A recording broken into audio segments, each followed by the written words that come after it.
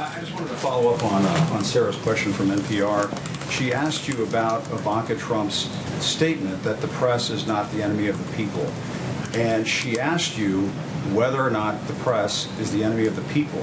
You read off a laundry list of your concerns about the press and things that you feel like are misreported, but you did not say that the press is not the enemy of the people. And I think it would be a good thing if you were to say right here at this briefing that the press, the people who are gathered in this room right now, doing their jobs every day, asking questions of officials like the ones you brought forward earlier, are not the enemy of the people. I think we deserve that. I think the president has made his position known. I also think it's ironic. I'm trying to answer your question. Okay, well, I politely waited, and I even called on you despite the fact that you interrupted me while calling on your colleague. Well, I said it's ironic. Which is why I interrupted. I'm trying. But if you finish, if you would not mind letting me have a follow-up, that would be fine. But it's ironic, Jim, that not only you and the media attack the president for his rhetoric when they frequently lower the level of conversation in this country. Repeatedly,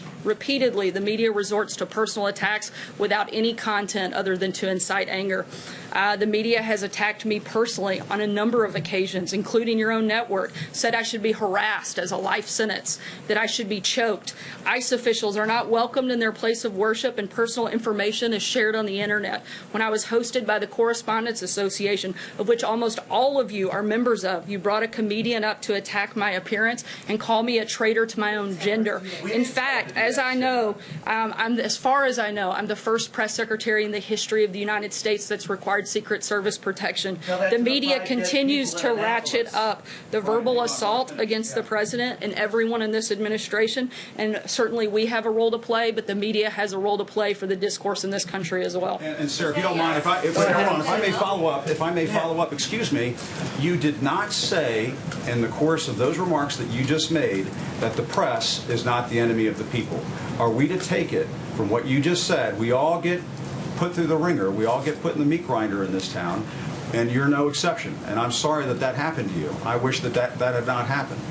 But for the sake of this room, the people who are in this room, this democracy, this country, all the people around the world are watching what you're saying, Sarah, and the White House for the United States of America, the President of the United States should not refer to us as the enemy of the people. His own daughter acknowledges that, and all I'm asking you to do, Sarah, is to acknowledge that right now and right here. I appreciate your passion. I share it.